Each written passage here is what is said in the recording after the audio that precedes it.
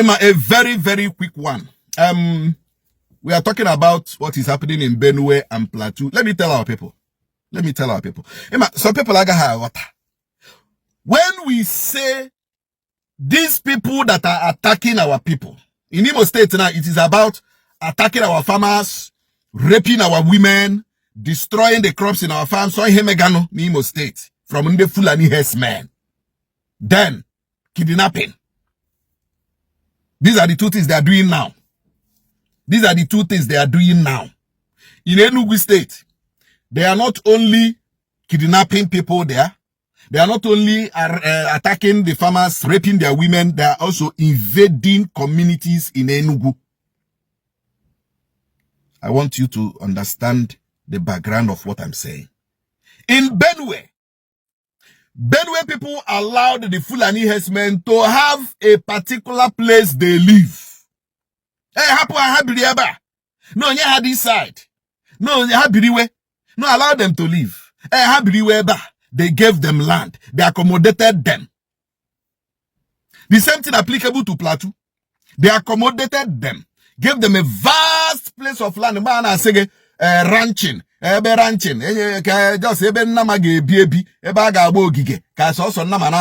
use that place as their inhabitants. She's operating but into the communities, into the villages, into the towns of Plateau and the Benue. That was the mistake Benue people made. Or should I say, Benue government, Plateau state government. That was the mistake. And that was the mistake this government in Imo State carry. But unfortunately, our people are so blinded.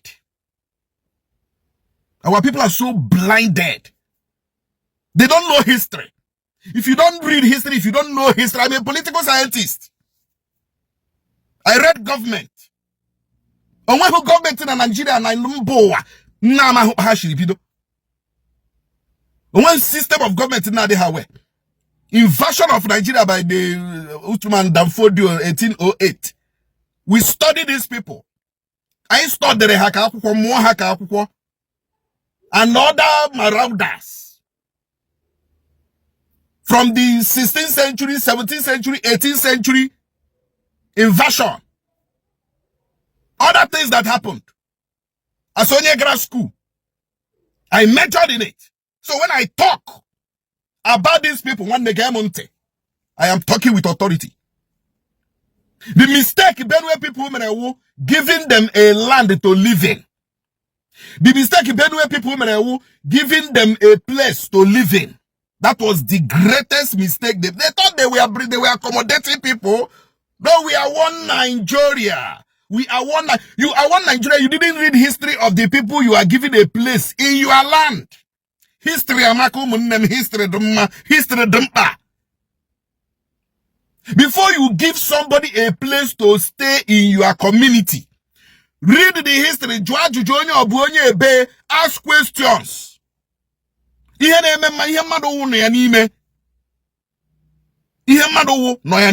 Somebody cannot come and tell you like the repented Boko Haram. It's a lie. You cannot de-radicalize Boko Haram. They say they are repented. They say they have gone through radicalization, rehabilitation, reintegration. Bobo Tibo is a lie. It's a lie. It's a big fat lie. So, what are we saying? Ndi Benue aborondea nyeho bosara ala se habri. Plateau aborondea nyeho bosara ala se habri.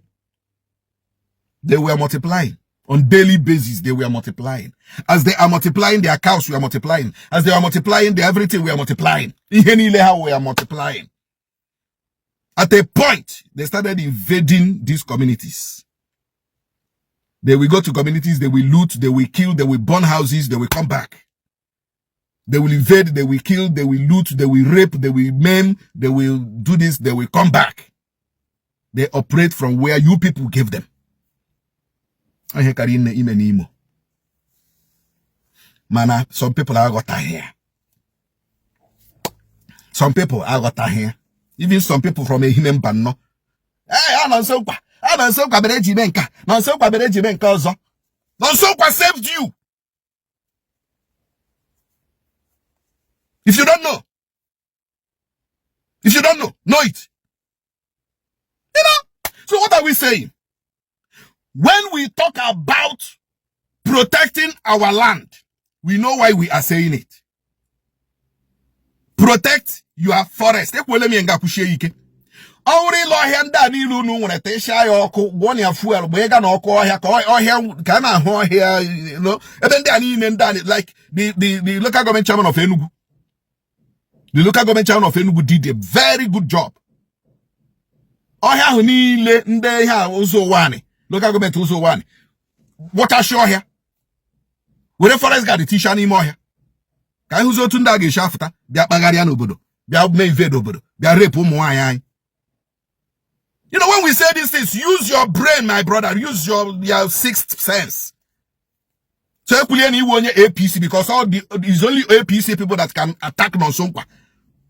Also, on the APC now. Now as evil. Also on the APC. Also on the APC, propaganda. Spread the false information. Make inciting. That is the only language they know. Inciting. Away horse or hammer. So, but I will continue to give our people information. Who never make a mistake in the Benue Emer? Who never make a mistake in the Plateau Mer? Enugu State. I no problem when Ebu Nyerende ala eba ka dey share be me hand Enugu. Government Enugu State, look into where these people are coming from. Maybe ha shall work with Enugu State and stop it. Imo State, who never make this mistake? Abia, who never make a mistake? Ebonyi, who never make a mistake? Anambra, who never make a mistake? Enugu. Unu make a mistake. Unu make mistake Ebonyi mere, Benue mere, na Plateau mere. Also ga agbakwa. But I thank God our people are at alert now. Ezo dị na la try were nara ego nye ndị ala. Nara ego nye ndị ohia. Anyị nwetego, anyị fuo ga aji. Onye ọbụla traditional ruler na Igbo. Were la ohia nye ndị Fulani herdsmen. Were ala nye ndị Fulani herdsmen. Anyị nwetego. Anyị ga-efoga aji na social media. Anyị ga-atọtọrọ gị foga aji na social media. Kwụọ gị isi n'ụlọ ikpe gị jezara ọnụ gị. Ekwuchakwa m ịma Chukwu okike abịa mazie ma abịa m zie unu. Otu aka okwu m si ada, ọ na-ada gbowam. Onye ga-anụ ya nụrụ. Igbo mụrụ n'anya, onye rahụ ụra eburu egbe ya. Ndewonu.